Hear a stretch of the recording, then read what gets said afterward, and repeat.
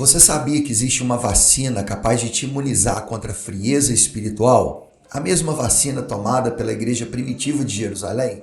Pois é, tenho certeza que você ficou aí curioso para saber que vacina é essa.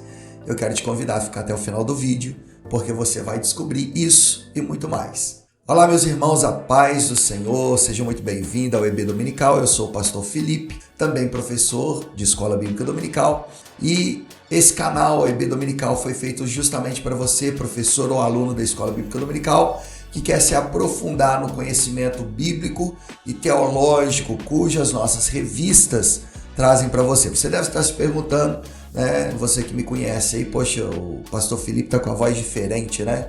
Eu estou gripado. Mas vai passar, né, irmãos? Vai passar. Eu sei que essa luta logo vai passar. Será que você tem problema para direitos autorais? Se tiver, o editor corta aí, né?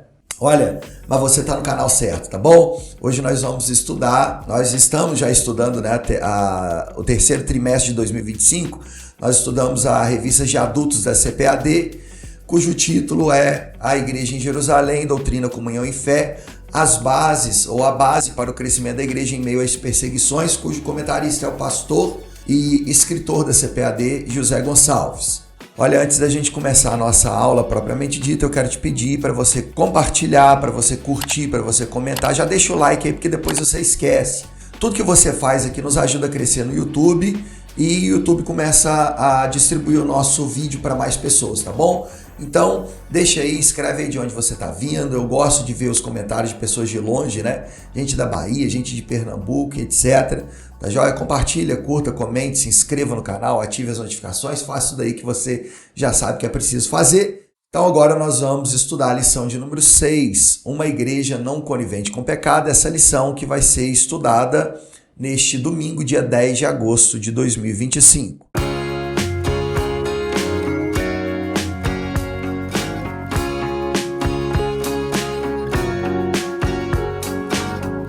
EB Dominical. Olha, nós vamos para a introdução, mas eu preciso de falar duas coisas importantes para você. Uma, que no final desse vídeo eu vou disponibilizar para você uma dinâmica, então fica até o final para você aprender uma dinâmica para usar dentro de sala se você é professor, tá bom? A outra parte que eu preciso de falar com você é que nós utilizamos o mesmo comentário que está na revista da Escola Dominical. Isso parece uma besteira, mas acaba sendo um diferencial do nosso canal, porque muitos canais aí fazem os seus próprios comentários, só que você professor e você aluno, você vai para dentro de sala de aula com os comentários da revista. Eu quero aprofundar, expandir e até te explicar aquilo que o comentarista ele trata na nossa revista, tá bom? Então, nós vamos agora de uma vez para a introdução, nós vamos fazer a leitura da introdução do comentarista, os tópicos são os comentários do pastor José Gonçalves. A conclusão também, nós aqui apenas tecemos comentários, tá? Um casal aparentemente despretensioso achou que podia lucrar às custas da santidade da igreja. Ao combinarem um ardil para enganar os apóstolos, Ananias e Safira estavam, na verdade, a serviço do diabo, o pai da mentira. Nesta lição, aprenderemos que é possível um crente não vigilante estar a serviço do diabo em vez de agir em favor do reino de Deus. Foi exatamente isso que aconteceu com Ananias e Safira. Tentaram obter lucro negociando valores do reino. Como crentes, não podemos usar de engano porque Deus sonda os corações. Cabe, portanto, a nós nos afastarmos do pecado pelo temor do Senhor. Bom, em primeiro lugar, eu quero te contextualizar. Até aqui, Lucas havia tratado da beleza da igreja, de suas qualidades, de suas características. É claro que aqui a gente vê também uma igreja que não se conforma com o pecado, né? Ou não conivente com o pecado, como é o título da nossa lição, que também é uma característica positiva.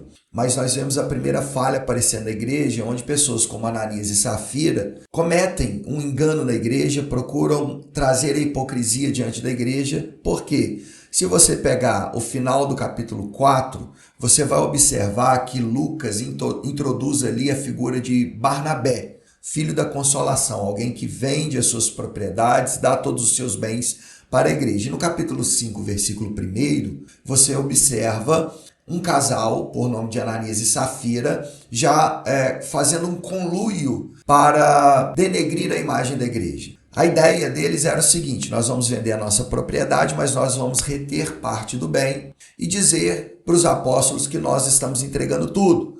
Por certo, eles queriam ficar bem com a igreja, bem com os apóstolos, manter a aparência piedosa e continuar lucrando com a venda do produto que eles tinham vendido, Então, na lição de hoje, nós vamos perceber como um crente, muitas vezes, pode estar a serviço do diabo, o que não significa que ele está endemoniado. Ora, o crente, de fato crente, não estou dizendo que é o caso de Ananias e Safira, mas aquele que é verdadeiramente crente, ele não pode ser endemoniado, Ele não tem condição, do demônio não pode habitar na vida dele, porque na sua vida já habita o Espírito Santo de Deus. A verdade prática nossa vai nos ensinar o seguinte: como toda forma de engano, a mentira é pecado, devemos, pois, andar sempre na luz da verdade. Então, Satanás é o pai da mentira, como Jesus vai nos ensinar, mas ele também é o dono de todo engano. E, como todo engano, a mentira também é um pecado.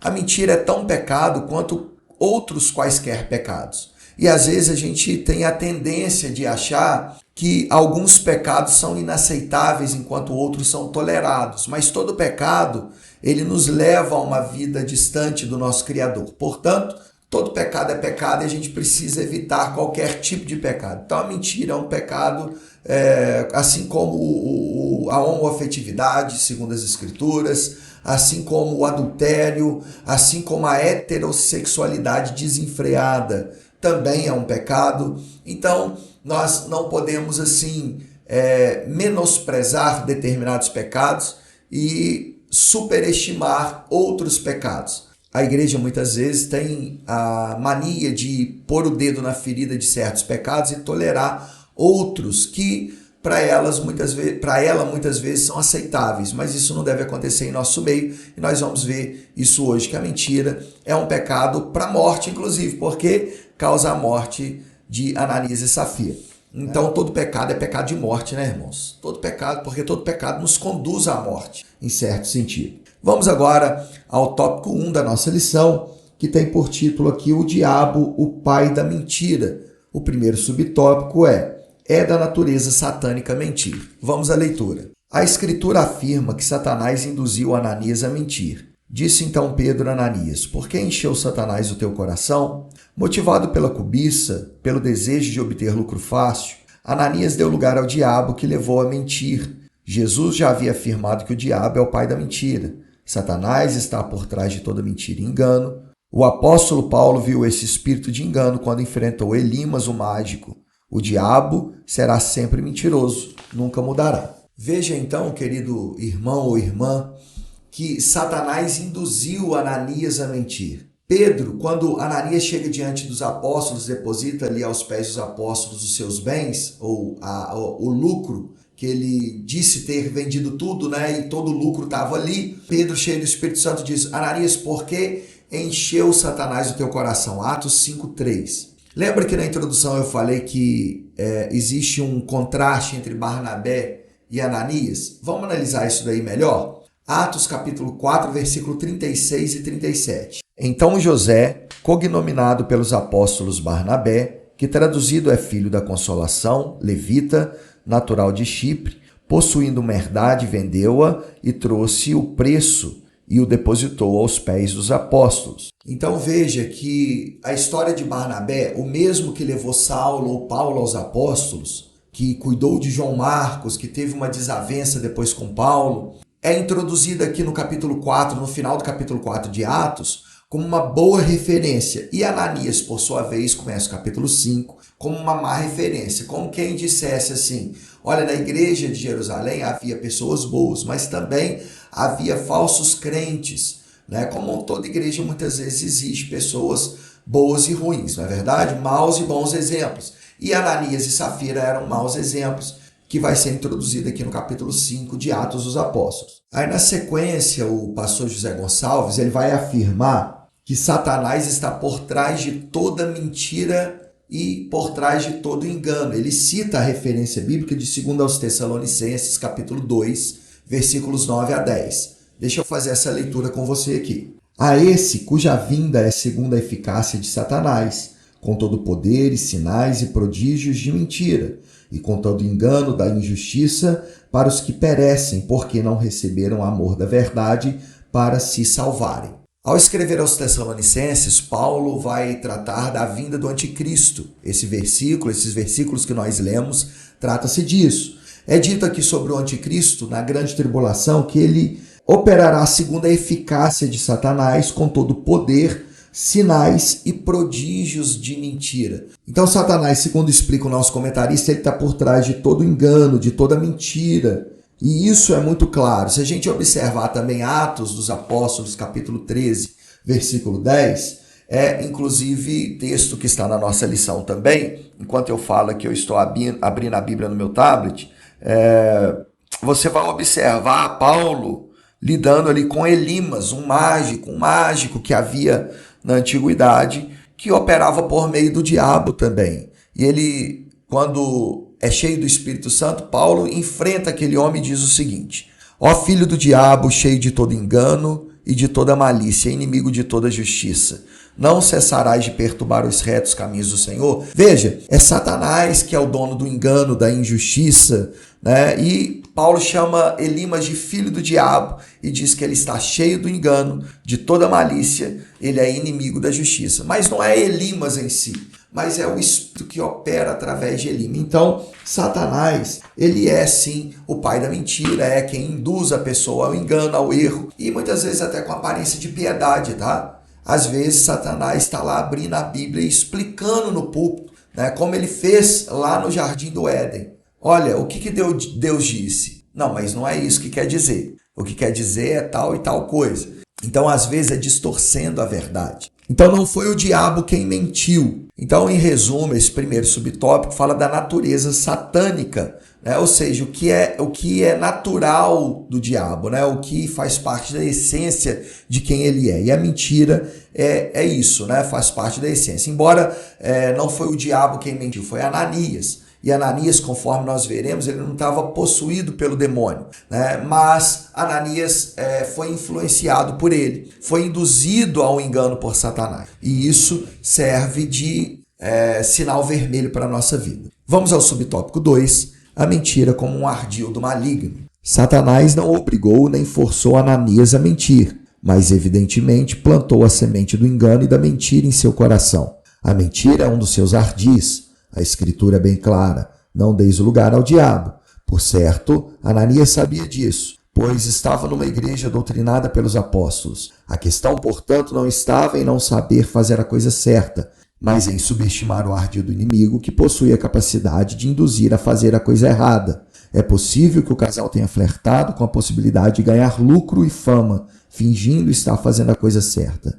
Duas coisas que não são em si mesmas pecaminosas, mas quando buscadas com a intenção errada, se torna pecado. Veja aqui nesse subtópico 2, então, que Ananias, ele não foi forçado a mentir. Ele sabia o que estava fazendo. Ele era consciente das suas atitudes e das suas ações. O comentarista aqui, pastor José Gonçalves, inclusive, ele cita Efésios 4, 27, que diz: não deis lugar ao diabo. E ele diz que Ananias sabia disso, porque ele era pastoreado pelos apóstolos. Mas é importante nós notarmos que os apóstolos sempre ensinavam isso na igreja. Então, a questão de Ananias não era saber. Saber, ele sabia que não podia dar lugar. O problema, o comentarista vai fazer esse tipo de aplicação aqui, é ignorar, é subestimar os ardis de Satanás. Né? O que é subestimar os ardis de Satanás? É achar que Satanás, ele não tem poder, ele não faz, ele não acontece e tal. É achar que a gente é bom demais e forte demais e vai vencer o inimigo a qualquer custo, menosprezando a ação de Satanás. E às vezes muita gente faz isso, não é verdade? Veja, por exemplo, a doutrina do nada a ver, né, que adentra as igrejas. Isso não tem nada a ver, aquilo não tem nada a ver, não sei o que não tem nada a ver. Né? Quando a gente vai ver, a doutrina do nada a ver acaba nos tirando da presença de Deus. tem nada a ver usar determinada roupa, não tem nada a ver vestir-se de tal maneira, não tem nada a ver beber com os amigos desde que isso não embriague, não tem nada a ver escutar música mundana, e esse nada a ver vai acabando minando as pessoas. É o diabo colocando no coração das pessoas que elas podem fazer o que quiserem, né? E as pessoas acabam, assim como Ananias e Safira, flertando com o pecado. E nesse flerte com o pecado, o comentarista diz aqui que eles queriam, Ananias e Safira, queriam ganhar lucro e fama. Claro, lucro não com a venda depois que ela já havia feito, né? O lucro era, vou ficar com a parte para mim e, no entanto, eu vou lucrar aqui acima dos demais irmãos, né? Não estou dando de fato tudo, dividindo tudo com os irmãos, eu estou lucrando aqui a minha parte. E fama porque eu fico com aparência piedosa, olha, ele está doando tudo que tem, ele está vendendo, ele está fazendo e acontecendo. Olha, é importante destacar que isso não era uma obrigação. Veja que Pedro vai dizer a Ananias, olha, vendendo, você não podia ficar com tudo para você? O pecado deles não foi vender a propriedade e ficar com parte do dinheiro, mas querer enganar a igreja e parecer que eles eram piedosos. Esse tipo de mentira, né, que traz aí a hipocrisia para dentro da igreja, traz impostores para dentro da igreja, esse tipo de mentira que é rejeitado. É como muitas vezes aquele irmão, né, que às vezes dizima, mas ele não dizima ali os 10%. Não, ele entrega para parecer que ele está fazendo a sua parte, que ele é fiel, que ele está sendo dizimista, mas ele está agindo como Ananias e Safira, entregando parte, só para parecer que é alguém piedoso. E Deus não se agrada disso, não é verdade? Subtópico 3, não superestime o inimigo. O apóstolo Paulo orienta os crentes a perdoarem e a não guardarem nenhuma raiz de amargura. Se por um lado não podemos superestimar o inimigo, visto ele ter sido derrotado na cruz, por outro lado não podemos subestimá-lo.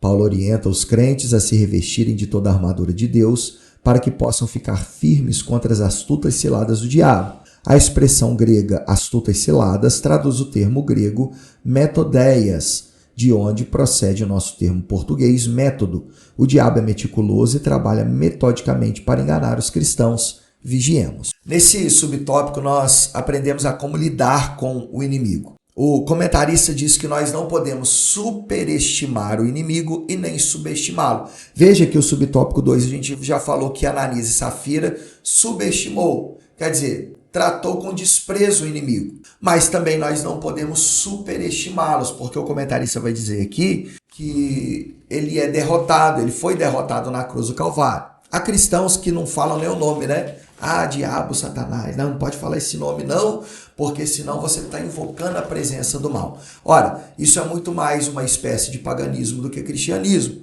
Até dá para a gente lembrar daquele filme do Harry Potter, né? Não sei a sua faixa etária, eu até observo no YouTube que a faixa etária das pessoas que nos assistem aqui geralmente é acima dos 35 anos. Eu tenho 39, né? Mas de repente você já viu, ou já ouviu falar daquele filme do Harry Potter, e lá não se pode falar o nome do vilão, que é o Voldemort, porque as pessoas ficam com medo de estar invocando ele. Então, essa questão de falar o nome, de ser uma invocação do mal, é uma ideia muito mais pagã do que cristão, né? E as pessoas, por medo, acabam superestimando também o diabo. O nosso papel não é subestimar, mas também não é superestimar. É agir com cuidado, com cautela. Paulo vai dizer que é para nós usarmos as armaduras de Deus, ou seja, nós estamos lidando contra um inimigo astuto, contra um inimigo terrível. Não só Paulo, Pedro também nos ensina sobre isso quando lá em 1 Pedro 5, 8 e 9, que eu passo a ler aqui agora com você. Sede sóbrios, vigiai,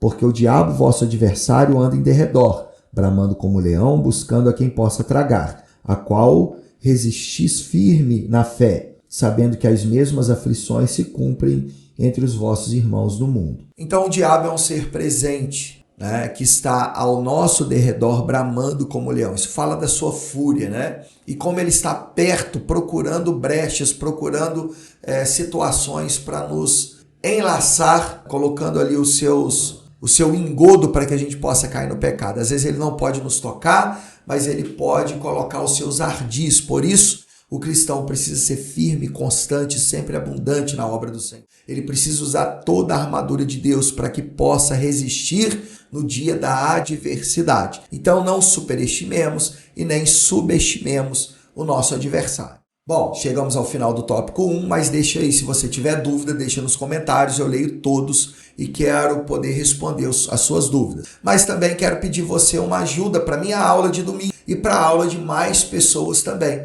Como você lida com as suas fraquezas? Olha, todos nós temos fraquezas. Uns podem ser com a mentira, outros com outra coisa. Mas todos nós temos uma fraqueza. E como você lida com as suas fraquezas para você não dar lugar ao diabo? Coloca aí nos comentários. Eu quero poder utilizar a sua experiência também, com respeito, claro. Não vou citar o seu nome na minha aula, mas o seu testemunho pode ser importante para a minha vida também e para a minha aula, tá bom? Deixa aí nos comentários. Eu te agradeço por isso. Vamos agora ao tópico de número 2, o cristão e a mentira. Subtópico 1, mentir é uma escolha. Um fato fica evidente em Atos 5, de 1 a 11. Tanto Ananias quanto sua mulher Safira agiram livremente na questão envolvendo a venda de uma propriedade. Isso fica ainda mais claro quando Pedro, sob o discernimento do Espírito Santo, reprova Ananias por ter tentado enganar a igreja acerca do real valor da propriedade. Ananias não foi obrigado nem tampouco constrangido a agir da forma como agiu.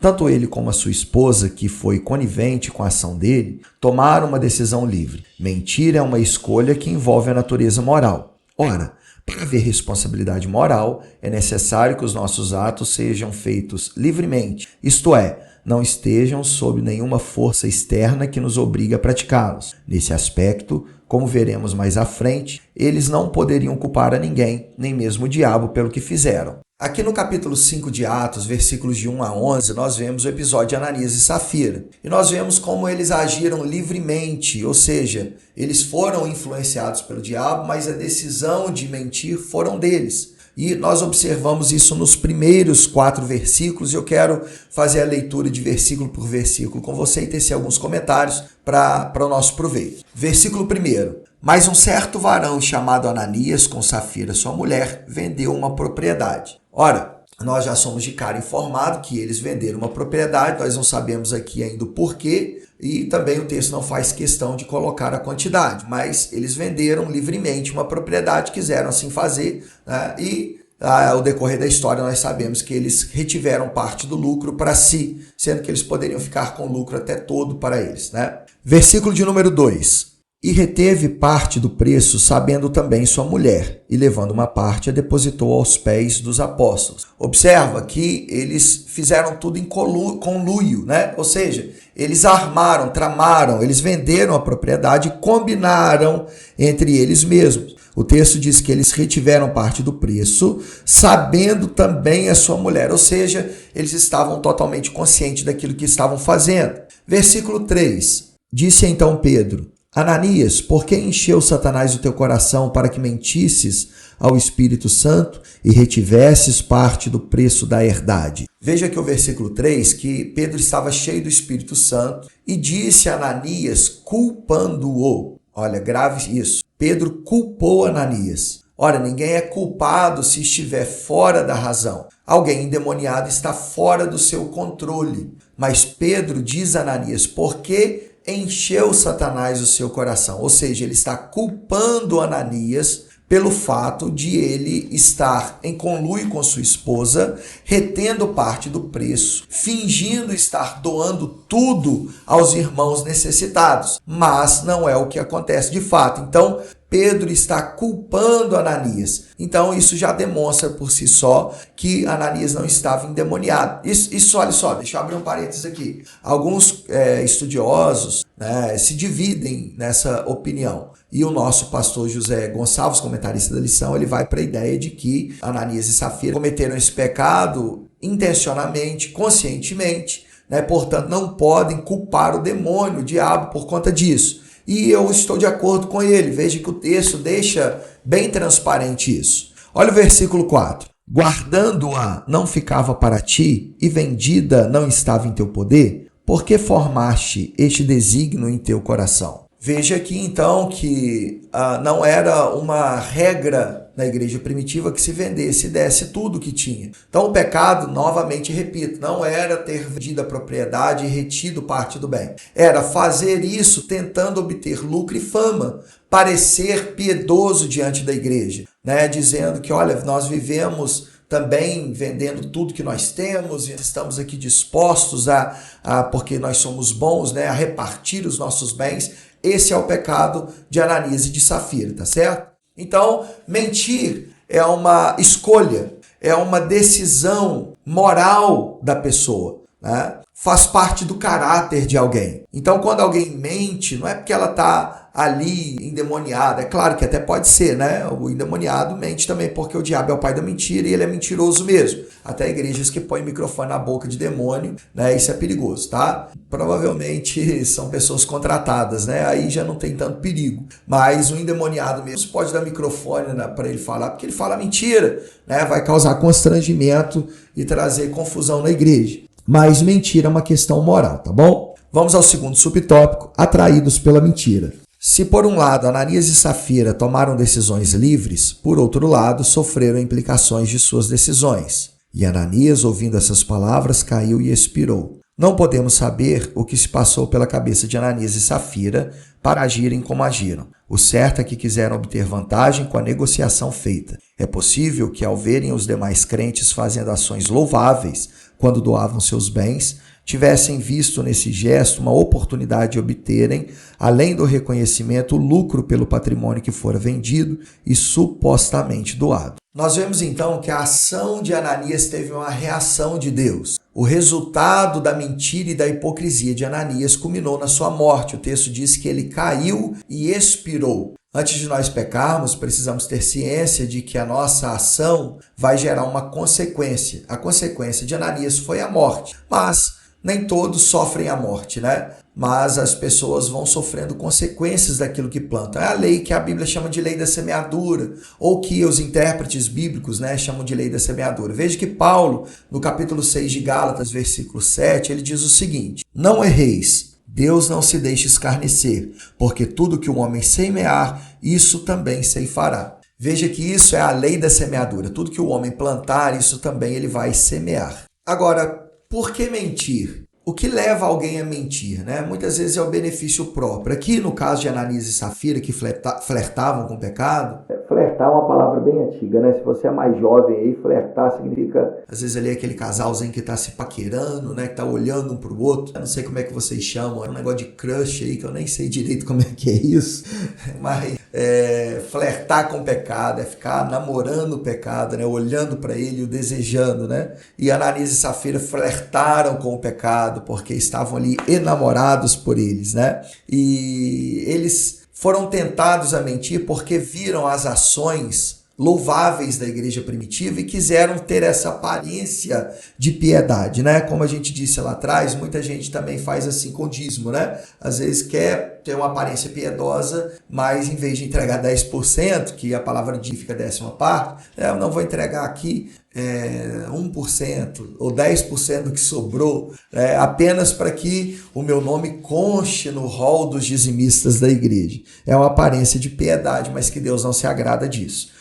O pastor José Gonçalves também esclarece que é possível que eles tivessem interesses lucrativos. Mais uma vez, reforço. A ideia de lucro aqui não seria... que alguém pode ler lá e pensar, mas eles iam lucrar com o quê? Se eles estavam doando parte para a igreja. Mas a ideia é de ficar com parte do lucro, tá? Interesse lucrativo em vez de eu doar tudo para a igreja, eu fico com parte do lucro. E assim eu vou ter mais do que as outras pessoas. Esse é o interesse lucrativo. Então, eles tinham essa questão de procurar fama e procurar enriquecer. O que em si não é pecado. O comentarista ele vai falar disso em algum dos tópicos aqui, que essas duas coisas em si não são pecaminosas. O pecado está na forma como você busca, né? Talvez você está buscando se enriquecer por meios ilícitos ou através da mentira. Isso é pecado, né? E não o enriquecer em si. Agora, é claro que com o enriquecimento aumenta-se as tentações, né? E a gente precisa tomar cuidado com isso. E às vezes ser pobre, não de miséria, né? Mas ter uma vida digna aí, uma vida, tipo assim, de ter o suficiente para comprar, para pagar, às vezes é mais vantajoso para que você evite cair nas mesmas tentações de alguém que é milionário, por exemplo. Vamos ao terceiro subtópico: mentir tem consequências. Ao agirem assim, Ananias e Safira não pensaram nas consequências de suas ações. Mesmo fazendo parte de uma igreja pentecostal onde os dons do Espírito Santo estavam em evidência, se expuseram a uma ação mesquinha quando resolveram mentir, não somente aos apóstolos, mas ao próprio Deus. Contudo, o preço pago por essas ações foi muito caro, custou-lhe as suas próprias vidas. Antes de se praticar qualquer ação de natureza pecaminosa, é necessário pensar nas consequências que isso produzirá. Quantos crentes, muito deles experientes, hoje lamentam por não terem levado em conta as consequências de suas ações? Vigiemos. Veja que o terceiro subtópico é um resumo muito bem feito de todo o tópico 2, o cristão e a mentira. Trata-se das consequências que a mentira pode conduzir. Nós já vimos que a consequência de Ananias e Safira foi a morte, né? Mas eu queria destacar aqui que o autor ele acrescenta algo interessante. Ele diz o seguinte, que esses dois, Ananias e Safira, eles faziam parte de uma igreja pentecostal. Claro que não no sentido de hoje, né? Porque o pentecostalismo hoje é um ressurgimento, vamos dizer assim, ou uma tentativa de voltar às raízes da igreja primitiva, né? Os pentecostais, eles trazem esses dons espirituais que agiam na igreja primitiva e trazem para os nossos dias. Pois bem, o que o comentarista parece querer dizer aqui é o seguinte: eles deveriam temer porque existem dons espirituais agindo na igreja. Sabe aquela ideia de ter medo da irmã do coque, que revela tudo que está por dentro e por fora? Pois é, a questão da mentira, irmãos, é mais profunda porque trata-se de caráter. Trata-se muito mais do que dons espirituais, trata-se mais do fruto do Espírito, porque o fruto do Espírito é que vai moldar o caráter do crente. O fruto do Espírito é o caráter de Jesus na vida do crente. Então, às vezes a gente vai encontrar crentes tementes a Deus em igrejas tradicionais que não creem mais na existência dos dons, mas que possuem fruto do Espírito. E não vamos encontrar, muitas vezes, esse temor de Deus, essa reverência santa em crentes pentecostais que creem nos dons, mas muitas vezes menosprezam o fruto do Espírito. Olha, deixa eu me dizer uma dura realidade para você. Fruto é mais importante que dom. Dom é importantíssimo, mas fruto é o caráter de Cristo na vida do cristão. E é ele que determina, e é por ele que se conhece a árvore. Ele determina a qualidade do cristão, né? Quando nós vemos alguém frutificando, nós podemos dizer, aí há um verdadeiro cristão. Mas quando nós vemos alguém usando os dons espirituais, nós não podemos dizer que ali existe um cristão genuíno, porque é pelo fruto e é o fruto do Espírito. É por ele que se conhece se a árvore é boa ou ruim. E aí a gente chega no fim do tópico 3, mas deixa aí no comentário, né, qual a importância do fruto do Espírito para o caráter cristão.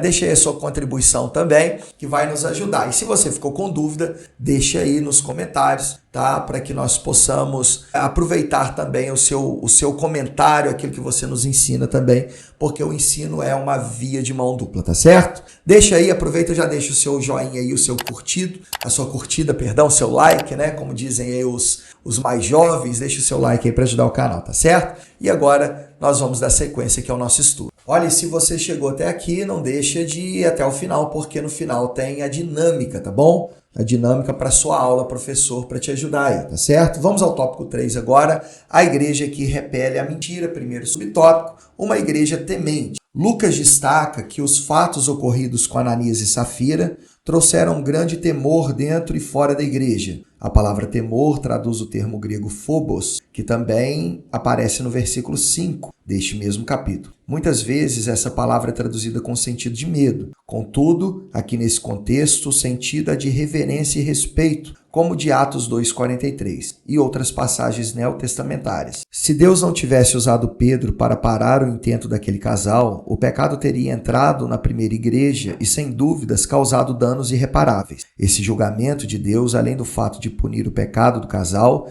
serviu para mostrar quão séria é a igreja de Deus. Ninguém pode agir na igreja de Deus da forma que achar mais conveniente, pensando que não estará sujeito ao julgamento divino. Muito bem, então uma igreja temente. O comentarista ele destaca a palavra temer, porque o nosso texto bíblico, inclusive, né, a leitura bíblica em classe, eu estou pegando aqui enquanto falo com você, diz aqui no versículo 5 que um grande temor veio sobre todos os que ouviram o que tinha acontecido com Ananias, e no versículo 11 diz também: e houve um grande temor em toda a igreja e em todos os que ouviram essas coisas. A palavra temor, o comentarista até explica que é a palavra phobos no grego, de onde vem a nossa palavra fobia, que significa medo. Essa palavra é traduzida como medo em vários lugares e bem traduzida. Porém, ele diz aqui para nós que a palavra phobos, aqui no contexto de Atos 5:5 e Atos 5:11, não significa medo, mas reverência. E tem uma dose de razão nisso, do que o comentarista diz. Mas é bom que se diga que essa reverência, ela também tem medo nessa reverência, tá? Nós, diante de Deus, aquele que não sente medo diante de Deus, irmãos, olha, eu não sei não, tá? Nós devemos temer sim diante de Deus, temer e tremer diante da presença de Deus. É uma santa reverência? É, claro, é um respeito sim, tá? Mas também é medo sim, tá bom? Então, essa palavra phobos, que pode ser traduzida como medo, ela também, a depender do contexto, vai significar respeito e reverência, como é o caso aqui, tá bom? Agora, sobre a ação de Deus, eu quero citar aqui 2 comentaristas bíblicos que eu considero relevante. O primeiro é Simon Kistemaker. Eu não sei se é assim que pronuncia, mas se não for, ele não vai me ouvir também, não vai ficar bravo comigo, né? Ele diz sobre essa ação de Deus, esse julgamento divino. Deus quer que a igreja permaneça pura e sem mácula. Ele remove a culpa do pecado de Ananias, retirando-o, bem como a sua esposa, da comunidade dos cristãos primitivos. Se Deus tivesse permitido que esse pecado ficasse impune, a igreja não teria nenhuma defesa contra a acusação de que ele tolerava engano contra si e seu povo. Então veja, às vezes alguém se pergunta, por que Deus não faz isso de novo? Bom, primeiro, Deus pode fazer, né? Segundo, nós não estamos em todas as igrejas, em todos os lugares, para ver que Deus não faz isso de novo. Isso é importante dizer. Terceiro, ali precisava de haver uma punição como exemplo para todos nós. Se Deus não punisse Ananias e Safira, poderíamos pensar que Deus tolera pecado, que Deus tolera a mentira e a hipocrisia na igreja. Então ali serve de exemplo. Assim como para Israel, o povo quando sai do Egito, muitos são mortos ali por conta de murmurações, por conta de rebeldia, né? Coisas que futuramente às vezes não iam acontecer, mas que ali está servindo como um exemplo para a nação de Israel e para nós, igreja, tá bom? O outro comentarista bíblico é Werner Bohr, que diz o seguinte: Deus extirpa o hipócrita da igreja, como consequência, sobreveio um grande temor a todos os ouvintes. É para isso que servem os juízos de Deus. Desde a queda do pecado, todos nós carecemos do temor a Deus e trazemos profundamente em nós a inclinação de levar Deus realmente a sério. É a graça de Deus em meio a seus juízos. Se dessa maneira a igreja se dá conta de sua sagrada realidade e aprende o temor a Deus. Esse outro comentarista, ele vai destacar para a gente que existe uma inclinação desde a queda no Éden que faz com que os seres humanos não levem a Deus a sério. Então, ter temor é levar a Deus a sério. Ter medo daquilo que ele pode fazer, mas tendo total reverência e respeito. Que as nossas atitudes reflitam essa reverência e esse respeito, né? Especialmente quando estamos diante da presença de Deus nos nossos cultos. Vamos ao subtópico 2 e perceba aí você o que eu já disse na primeira aula, número 1, né? Que esse comentarista ele tem por característica, o pastor José Gonçalves, a não colocar às vezes 3 subtópicos em cada tópico. Por exemplo, esse último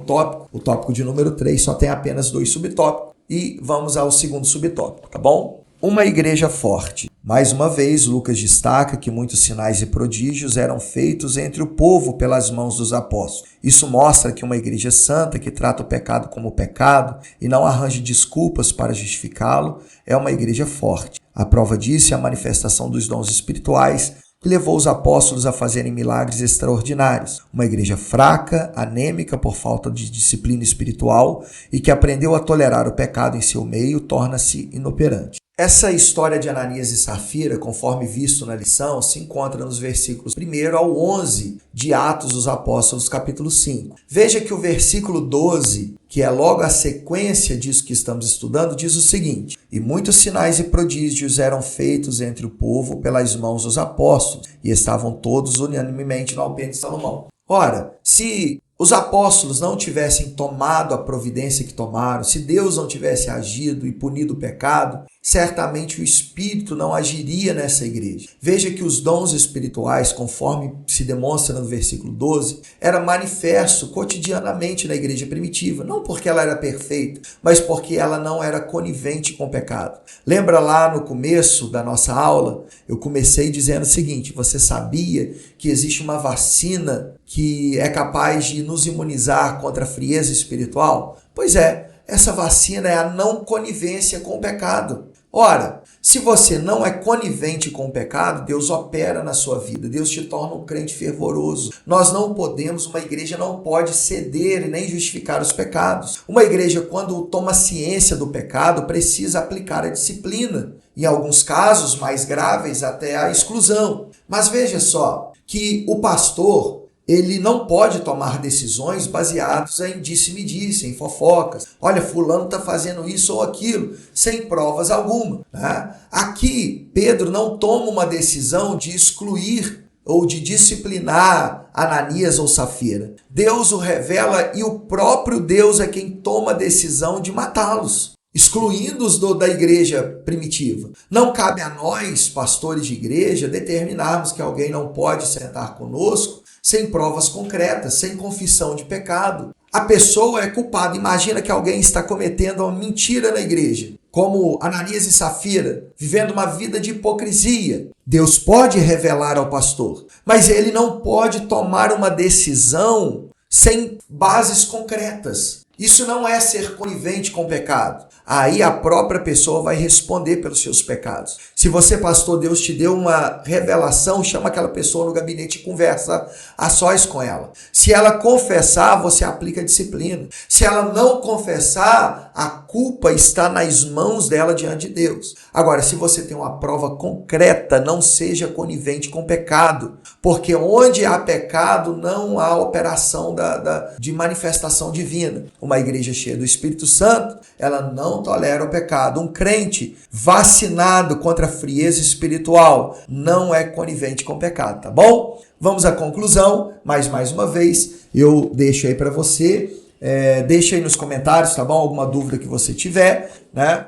Para que você não fique com dúvida alguma, e eu tenho o prazer de ler os comentários e responder suas perguntas. Se você não deixou o like, deixa aí também. Nós vamos para a conclusão, mas fica aí no final, depois da conclusão, tem a dinâmica da nossa aula. Conclusão. É possível um crente pecar e se acostumar com o pecado sem se arrepender. É possível que ele encontre até mesmo justificativas plausíveis para comportamentos notadamente pecaminosos. Contudo, uma coisa é certa. Não é possível escapar do juízo divino. No caso da igreja de Jerusalém, o juízo divino veio de forma rápida e precisa. Contudo, em outros, como no caso de Corinto, o apóstolo Paulo cobrou uma ação enérgica por parte da igreja que havia se tornado tolerante em relação ao comportamento pecaminoso de um crente. Em outra situação, Paulo deixou claro que Deus exerceu seu direito de juiz como aqueles que havia pecado. Fica alerta, ninguém é capaz de enganar a Deus. Muito bem, a conclusão da nossa aula está aí. Agora você fica aí com a dinâmica da nossa aula, tá bom?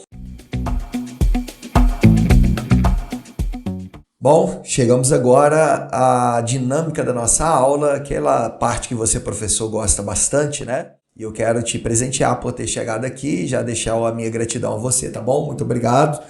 Vamos à dinâmica. Bom, a dinâmica de hoje é intitulada como o peso da verdade. Deixando claro aí que a nossa dinâmica vai estar aí o link na descrição e no comentário fixado, tá bom? Primeiro comentário aí é o comentário fixado, vai estar aí o link da nossa dinâmica desse domingo, tá bom? Então o nome é o peso da verdade. Você vai gastar mais ou menos 10 minutos para essa dinâmica, tá, professor? Então você precisa organizar sua aula para você conseguir fazer ela. Qual é o material necessário? Pedras, né? Não é para tacar em ninguém não, mas algumas pedrinhas, tá bom? Pode ser pedra pequena, mas é interessante que elas tenham um certo peso, que não seja uma pedra também leve demais, mas que ela tenha um certo peso. Até porque o nome da dinâmica é o peso da verdade. Você vai precisar de uma caixa, um recipiente qualquer. Como é que você vai fazer? Você vai distribuir as pedras para cada aluno e você vai pedir ele para segurar assim com a mão fechada a pedra. Enquanto ele vai segurando, você vai falando, né? Você vai falando com eles de maneira calma, vai dizer, olha, essa pedra representa um peso na sua vida, onde você não tem sido completamente verdadeiro. Né? Pode ser com Deus, pode ser na família, pode ser no trabalho, pode ser na igreja, né? E você vai falar, olha, vocês precisam sentir o peso dessa pedra na mão de vocês. Ananias e Safira, eles carregavam também o peso da mentira. E você, professor, vai falar assim, em silêncio, eu quero que vocês pensem. Que peso de mentira você tem carregado? Como seria se você pudesse se livrar hoje desse peso? E aí você vai colocar a caixa que você separou, né, na frente da classe. A caixa é um recipiente, tá bom? E você vai dizer assim, olha, agora é um momento de decisão. Eu quero que aquele que quiser se comprometer a buscar mais transparência em alguma área da vida, abandonar alguma mentira, algum peso que vocês têm carregado, não precisa nem ser a mentira, mas pode ser um outro tipo de pecado, né? Alguma fraqueza que vocês têm vivido. Eu quero que de maneira simbólica você se comprometa com Deus, venha aqui na frente e coloque essa pedra, esse peso nessa caixa. Vai ser uma maneira simbólica de você levar diante de Deus, entregar diante de Deus o seu peso, pedindo a Deus para que possa removê-lo diante de você, talvez uma luta contra um pecado, alguma coisa. E no final você vai fazer uma oração pedindo a Deus para que ajude essa pessoa, ajude esse irmão, essa irmã